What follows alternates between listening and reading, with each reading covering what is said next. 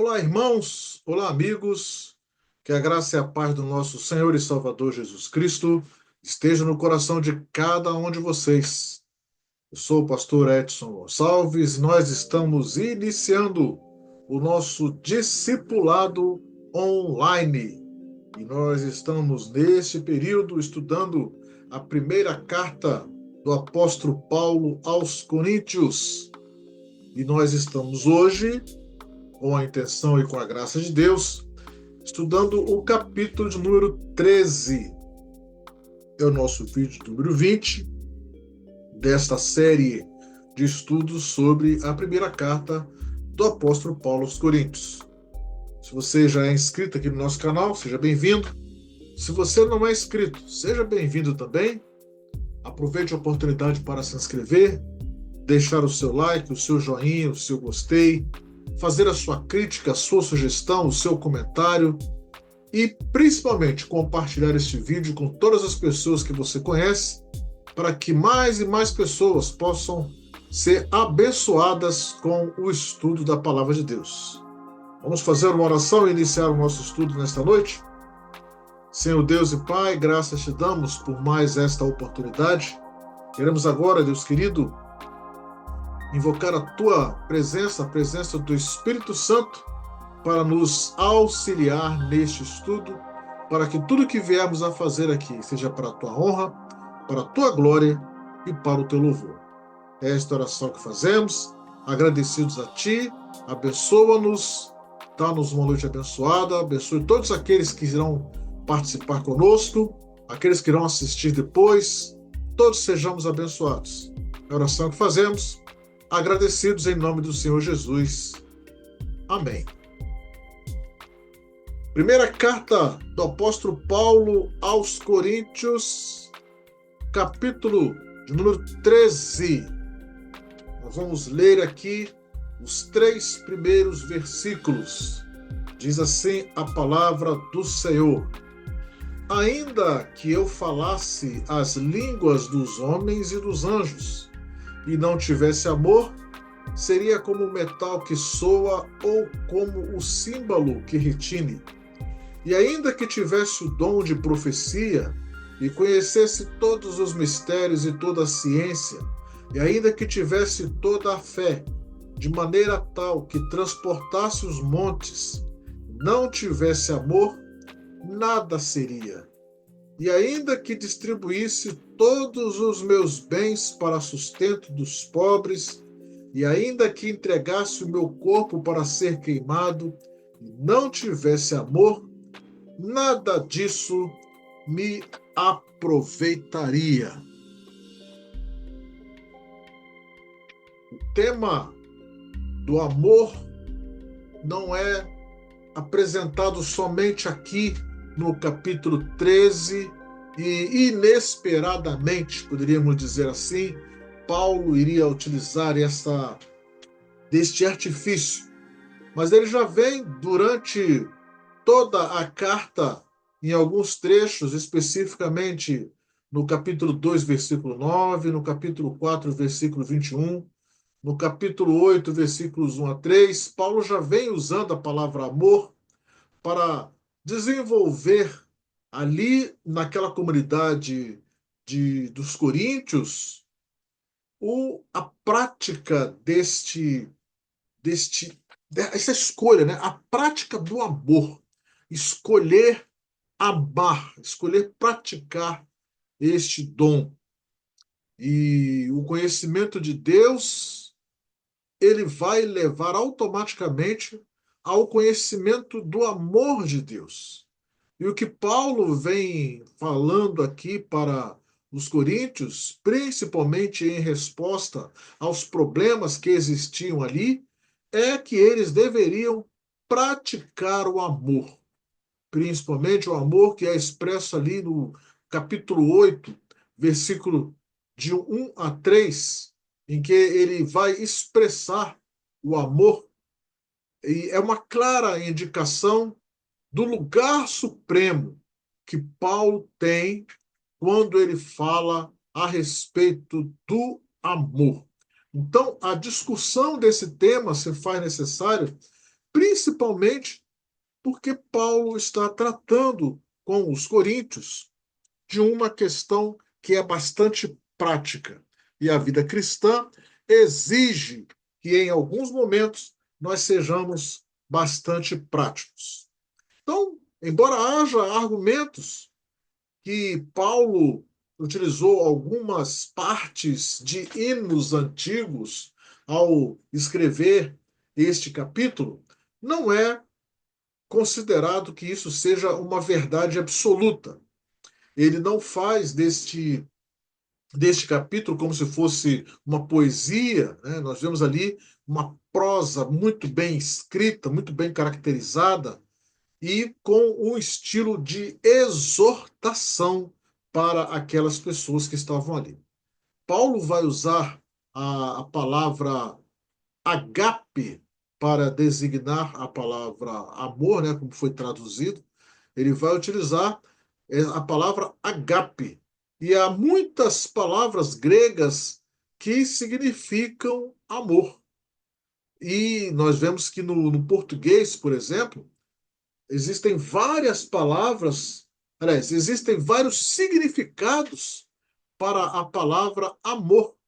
E nós utilizamos em diversas situações. Porém, no mundo grego, existia uma palavra específica para designar algum tipo de sentimento, alguma expressão, algum significado.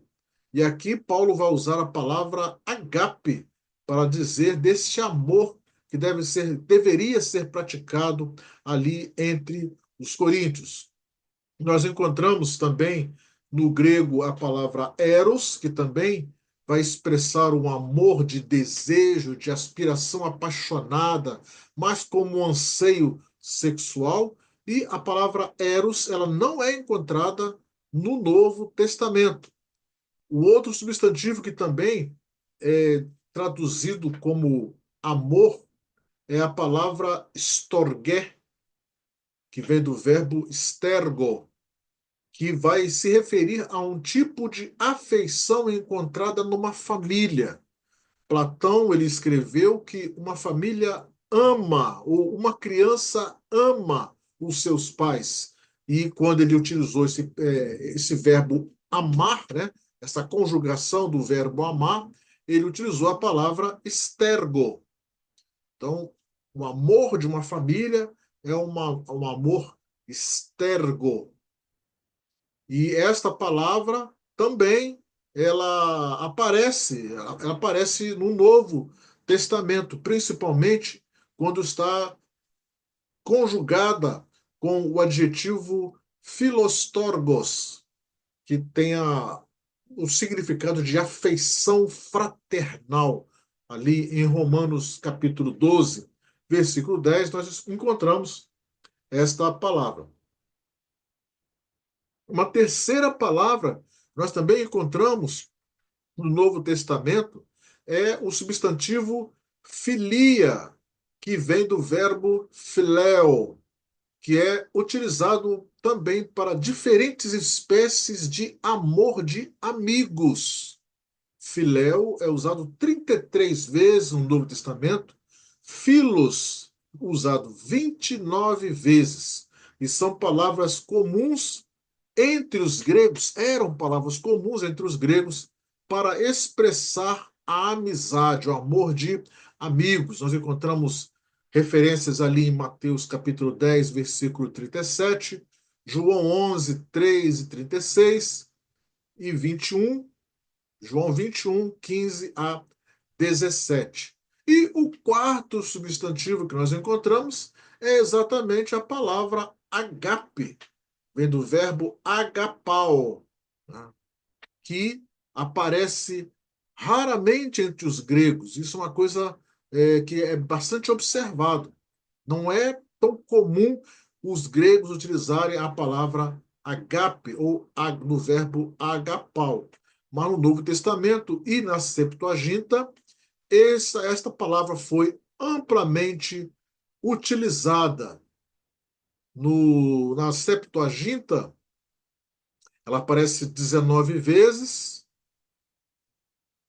No Na Septuaginta aparece 200 vezes. E o verbo agapau, e o substantivo agape, já aparece 19 vezes. No Novo Testamento, o verbo agapau aparece 130 vezes e o substantivo agape 120 vezes. Esta palavra também foi utilizada pelo filósofo judeu Filo, que tem algumas origens de fontes pagãs pré-cristãs. E ela foi escolhida exatamente porque ela enfatiza a vontade de uma pessoa em se interessar para ajudar as outras pessoas.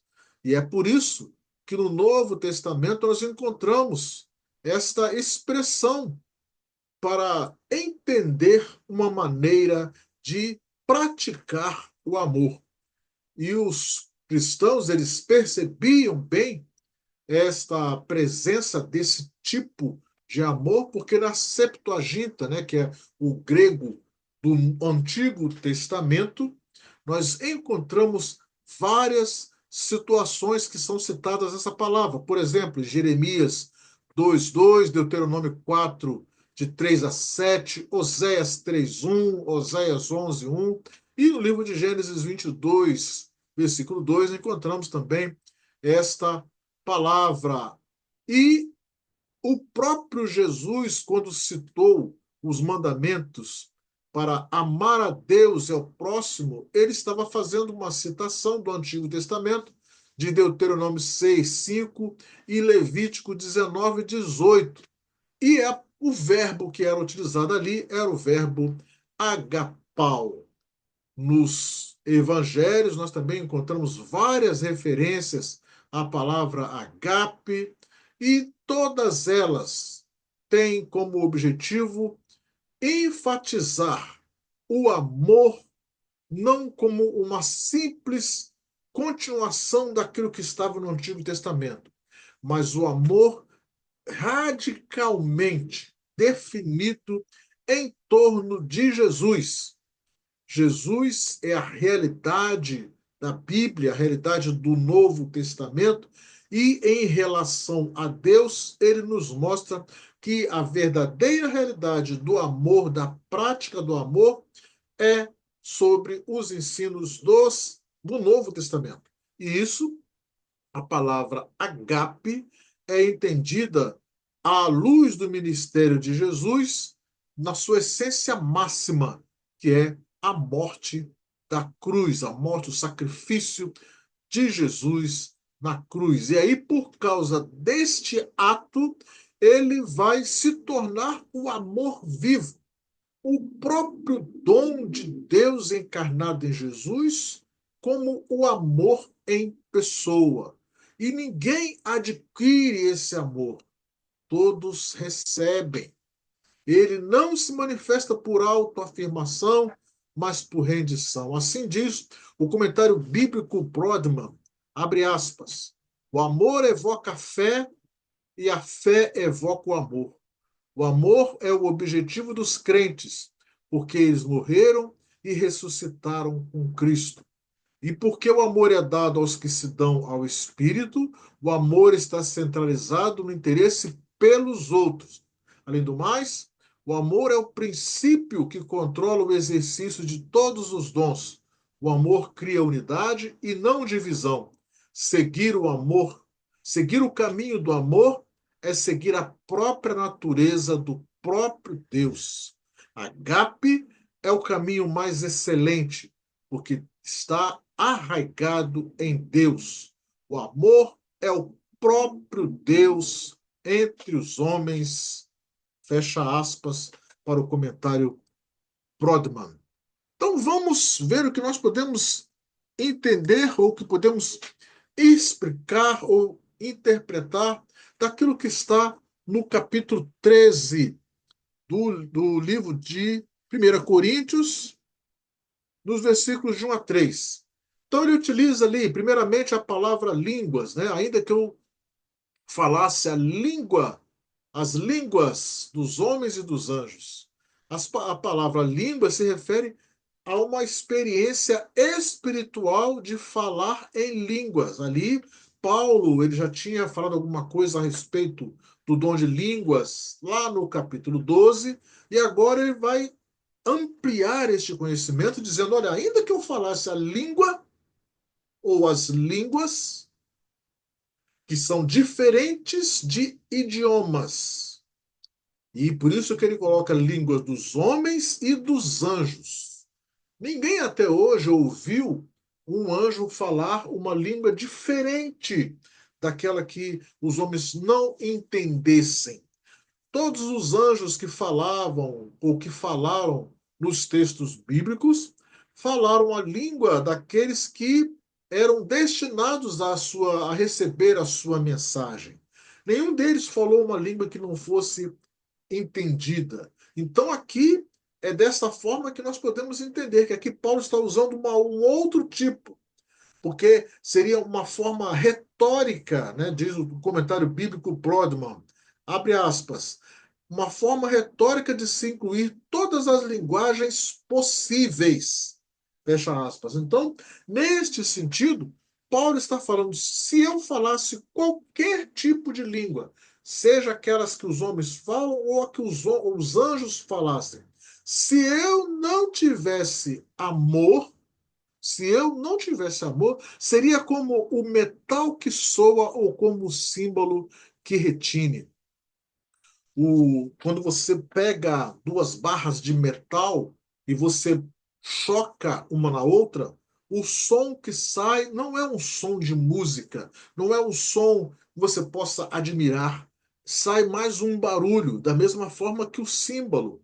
O símbolo era um tipo de instrumento que se tornou, nos nossos tempos, semelhante aos pratos, né, que são dois círculos de metal que você choca um no outro e tem aquele som estridente, mas não é música. Auxilia na música, auxilia na execução das músicas, mas o símbolo não é um instrumento sonoro, musical, harmônico ou melódico. E é isso. Se você falar a língua de qualquer ser ou qualquer língua, se você não tiver amor, é como se fosse um barulho. É um simples barulho que não vai produzir nada. Por isso, há necessidade de ter uma linguagem com amor. Porque sem uma linguagem sem amor, ela é apenas uma conversa, é apenas um barulho. O amor, ele se preocupa com o outro, se preocupa com o que o outro está entendendo. O amor é expresso de boa vontade. O amor é a revelação de Deus em Cristo Jesus. O amor está arraigado em Deus. O amor é aquilo que vai fazer com que o homem se ligue tanto a Deus como ao próximo. E é através do Espírito Santo que Deus vai ajudar o homem a demonstrar o seu amor ao próximo. É o dom do Espírito Santo derramado dentro do homem, produzido dentro do homem, que vai fazer com que este amor ele inunda não só a vida de quem o possui, mas daquele que estiver próximo, daqueles que estiverem próximos a este que tem esse dom. No segundo versículo, Paulo vai usar os dons que edificam outros. Ele fala de profecias, e aqui profecia tem um significado muito alto no pensamento de Paulo, porque ele considera que é a proclamação da palavra de Deus através do poder da presença do Espírito Santo na vida daquele que fala. Mesmo o profeta que colocar para fora aquilo que Deus colocou no seu coração. Se ele não tiver amor, não profetizará nada. Ele precisa ser capacitado pelo Espírito Santo para poder penetrar mistérios, conhecer os conselhos ocultos de Deus e revelar àquele que ouve. Ele precisa possuir toda a ciência. Ele precisa ter o significado da mensagem cristã na sua vida e passar isso para a vida dos outros. Porém, se não tiver amor, nada disso vale nada. A espiritualidade que ele vai passar ou que vai demonstrar é zero. A pessoa que tem fé, ela tem uma fé que pode ser expressa até em milagres, em operação de milagres, realização de maravilhas. Mas se não tiver amor, não há nada que possa ser aproveitado. E no verso 3, Paulo passa a mostrar a relação do amor com os atos de bondade, com aquelas coisas que nos fazem praticar para os outros aquilo que faz bem ao outro. Porém, se nós não tivermos amor naquilo que nós colocamos em prática, não vai adiantar nada. Há necessidade de ter amor. Não dar esmolas, vender as coisas que você tem. Tudo isso, se você não tiver amor, não tem nenhum sentido diante de Deus. Mesmo que a pessoa dê o seu corpo para ser queimado, se ela não tiver amor, não vai ter proveito. Como diz o texto, Paulo vai expressar que o exercício dos dons pode ser o mais notável que for. Se não tiver amor, nada sou, nada serei, de nada serei, nada disso me aproveitaria. Versículo de número, versículo de número 4. Versículo de número 4 diz assim, o capítulo 13.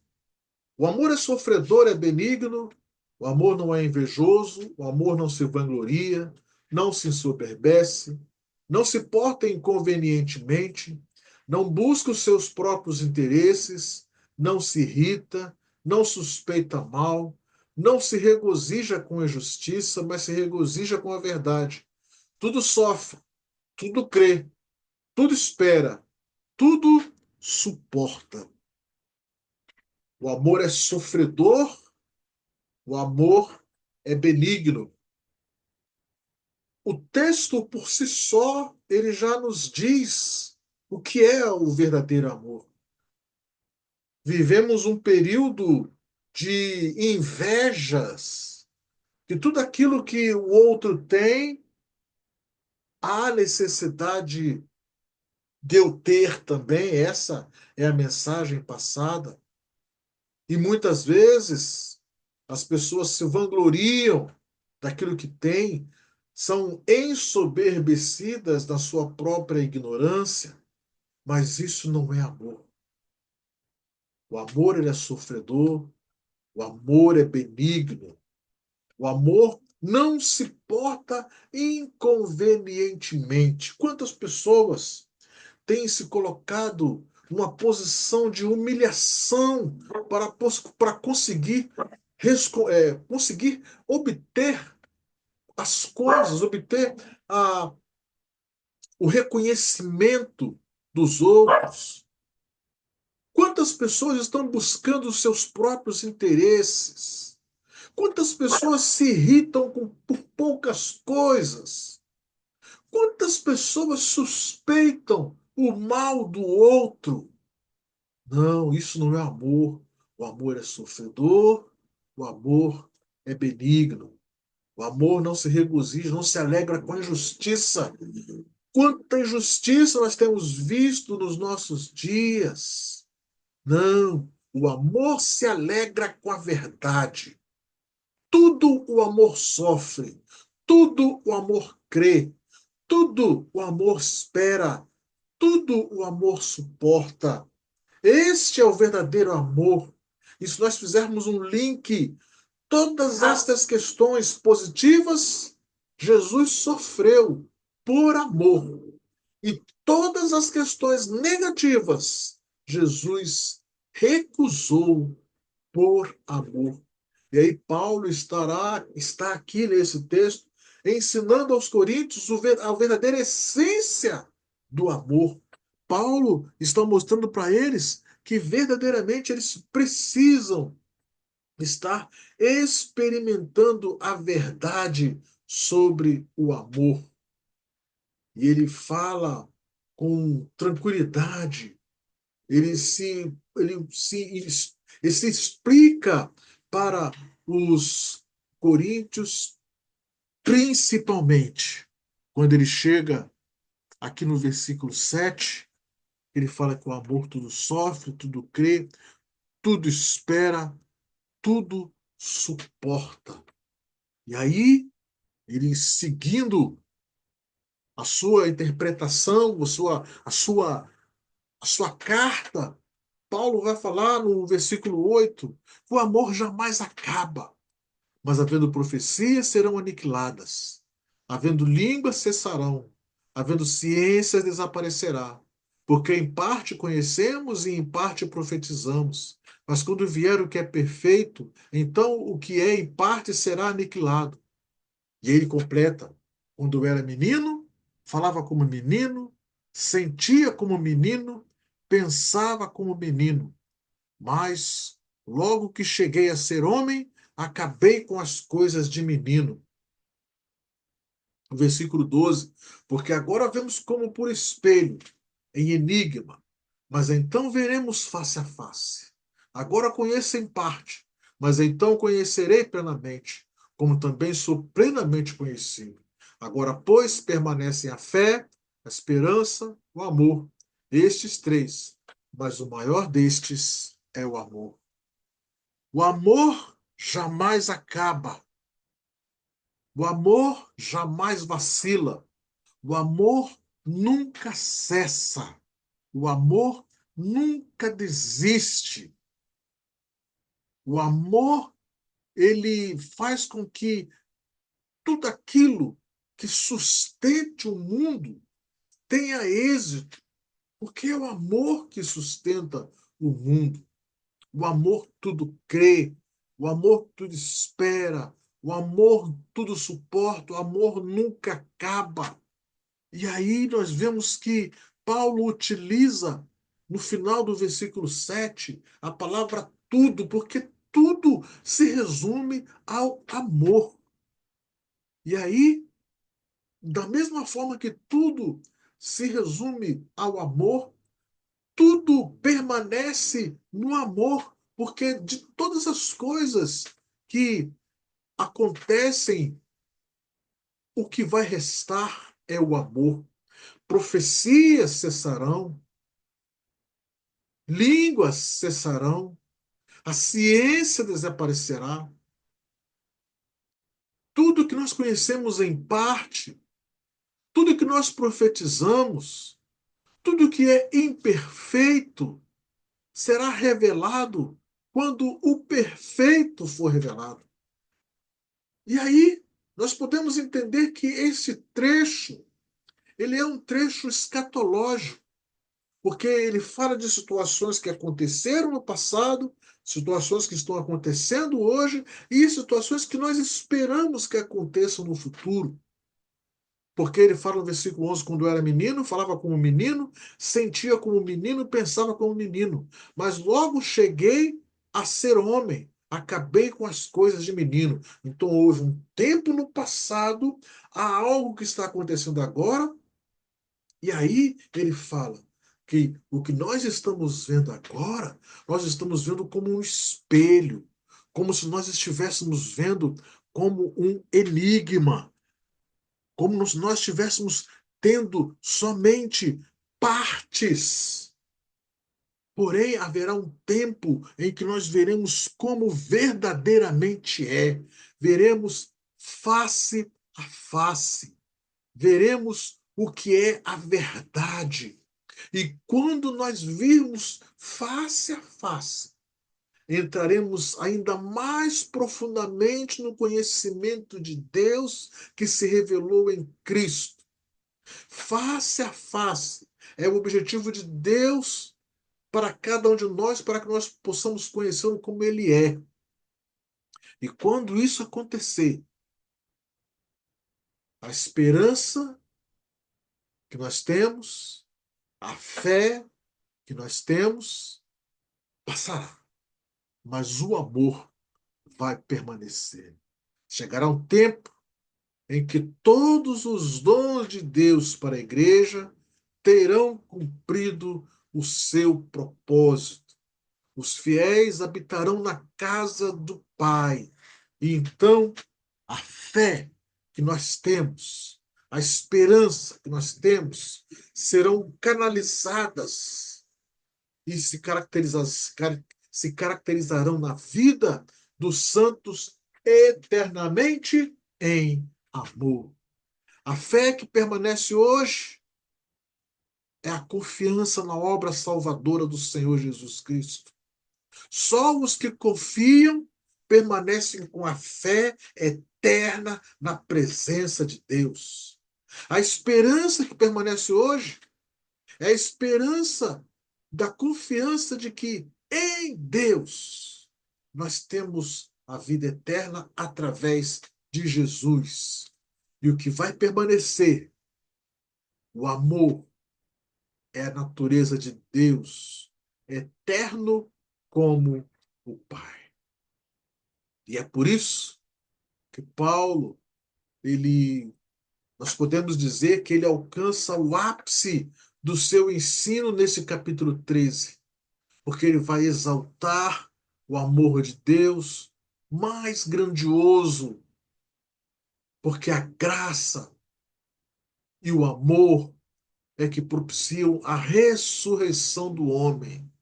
Estes versículos escatológicos são comparados ao capítulo 15, porque lá no capítulo 15 é o coroamento de tudo. Mas aqui no capítulo 13 é lançada a esperança. Por quê? Porque o amor é o futuro. O amor é que vai lançar, o amor que Paulo lança aqui no capítulo 13 é que faz com que as nossas esperanças no futuro elas se tornem presentes. É um dom o dom do amor é um dom escatológico, mas que nós hoje, quando o praticamos, nós estamos tornando presente nas nossas vidas e na vida daqueles que nos odeiam. Paulo orienta para que os coríntios precisam ter essa excelência, esse amor. Paulo orienta os coríntios para que eles demonstrem o amor que eles possuem uns para com os outros. Paulo orienta os coríntios para que eles desejem, anseiem ter a necessidade de praticar este amor, que eles se rendam à obra de Cristo, que eles utilizem o dom de Deus. E é por isso que no próximo capítulo, no capítulo 14, ele vai experimentar, ele vai orientar os coríntios como praticar este amor através dos dons, como colocar os dons em uso na igreja para que o amor seja manifesto. E aí eu te convido, meu amado irmão, minha irmã, meu amigo, minha amiga, que você nos acompanhe nos próximos estudos, porque estamos chegando ao final da primeira carta do apóstolo Paulo aos Coríntios, e aqui Paulo falou a respeito de fé, de amor e de esperança. E no versículo 13, a primeira palavra, vou até voltar aqui no versículo 13. No versículo 13, nós encontramos, logo no início do versículo 13, a palavra agora. Esta palavra agora,